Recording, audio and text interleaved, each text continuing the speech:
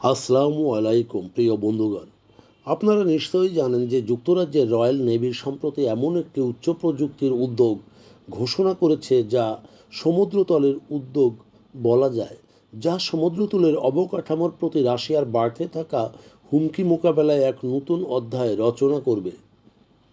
ব্রিটেনের মতো রাশিয়ার সাবমেরিন ও গুপ্ত আন্ডারসি অপারেশনগুলো শুধু সামরিক ক্ষেত্রে নয়, আন্তর্জাতিক ইন্টারনেট ক্যাবল, শক্তি পাইপ লাইন এবং বাণিজ্যিক যোগাযোগ নেটওয়ার্কের জন্য গুরুতর ঝুঁকি তৈরি করছে।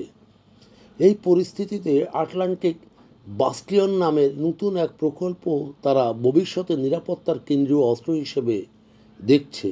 আটলান্টিক বাস্টিয়ন মূলত একটি বহু স্তরীয় আন্ডারসি ডিফেন্স নেটওয়ার্ক, যার অংশ হিসাবে থাকবে স্বয়ংক্রিয় under water drone, submarine glider, উন্নত নজরদারি জাহাজ, বিমান ও একটি ইন্টিগ্রেটেড আর্টিফিশিয়াল ইন্টেলিজেন্স চালিত টার্গেটিং সিস্টেম।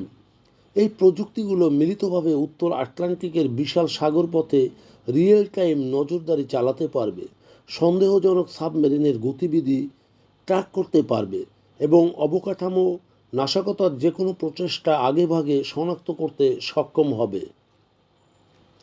আর গুরুত্বপূর্ণ বিষয় হলো, নরওয়ের রয়্যাল নেভিকেও এই উদ্যোগের সঙ্গে যুক্ত করা হয়েছে। দুটি দেশ একসঙ্গে উত্তর আটলান্টিকের যৌথ নৌবহর ও ড্রোন অপারেশন চালাবে, যাতে রাশিয়ার বাড়তি সাবমেরিন উপস্থিতি ও বেসামরিক সি ইনফ্রান্টারের উপর সম্ভাব্য আক্রমণের দ্রুত প্রতিরোধ করা যায়। এতে ন্যাটো অঞ্চলের সমুদ্রতল নিরাপত্তা আরও দৃঢ় হবে বলে বিশেষজ্ঞদের ধারণা। ব্রিটিশ প্রতিরক্ষা মন্ত্রণালয় জানিয়েছে, 2026 সালে এই প্রকল্পের বড় অংশ পরীক্ষামূলকভাবে চালু করা হবে। আর এই প্রযুক্তি যুদ্ধের ধরন বদলে দিতে পারে, যেখানে আন্ডারসি ড্রোন কৃত্রিম বুদ্ধিমত্তা ও সেন্সর ওয়েবযুক্ত হয়ে এক অদৃশ্য কিন্তু শক্তিশালী প্রতিরক্ষার দেয়াল গড়ে তুলবে।